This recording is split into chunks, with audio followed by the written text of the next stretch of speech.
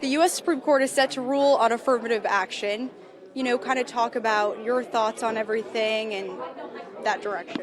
Well, I didn't listen to the oral arguments, and so I don't know where the case stands right now.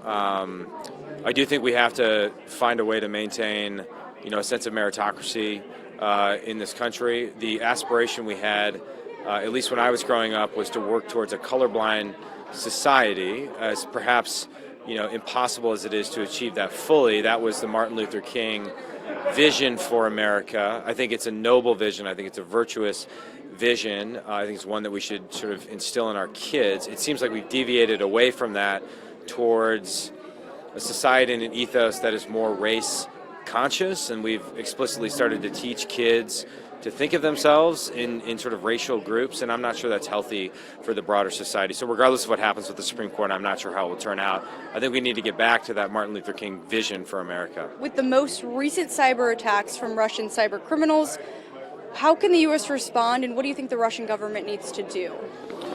Well, obviously the Russian government should stop its attempt to destroy Ukraine. They launched an illicit invasion of a country that caused enormous bloodshed as a result, and they're using cyber weapons as part of that war effort. What we need to do is step up and defend our critical infrastructure against malicious cyber activity. And here, we're not just talking about the Russians, we're talking about the Chinese Communist Party is crossing our borders virtually every single day and penetrating our critical infrastructure. And they're going to use that leverage if we ever find ourselves in a conflict with them. So part of the reason I chaired the Cyberspace Solarium Commission was to develop a comprehensive strategy for how we defend ourselves in cyberspace. We made a lot of progress in implementing those proposals, but there's still more work to be done. Secretary of State Antony Blinken is in China for talks this weekend. What issues do you think need to be addressed? Well, I'd hope, first of all, I think the visit is part of this broader misguided effort to resurrect diplomatic and economic engagement with China as a core pillar of our grand strategy. It's it's a strategy that failed for over 20 years, and now it's back from the dead. It's zombie engagement. And the problem with zombie engagement is that we give up concessions to even get to the negotiating table in the naive pursuit of a photo op with Chinese Communist Party leaders, and they use that as a way to advance their authoritarian, totalitarian, anti-American agenda. The second problem is that because we're so afraid of provoking the Chinese Communist Party, they use even the slightest thing we do and call it a provocation and further advance their agenda. And the third thing, as I alluded to before, is that it just simply hasn't worked.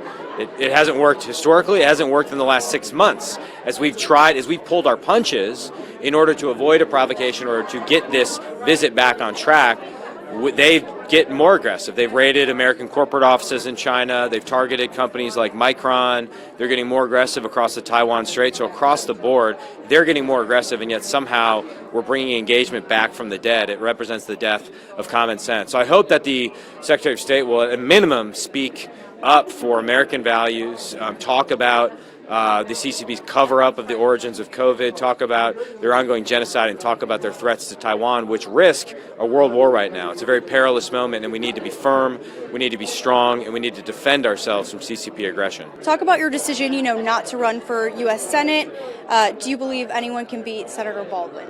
I think she's very beatable. I mean, she's a career politician who votes well outside the mainstream of Wisconsin common sense. She's very highly progressive. It's not going to be easy in a presidential year.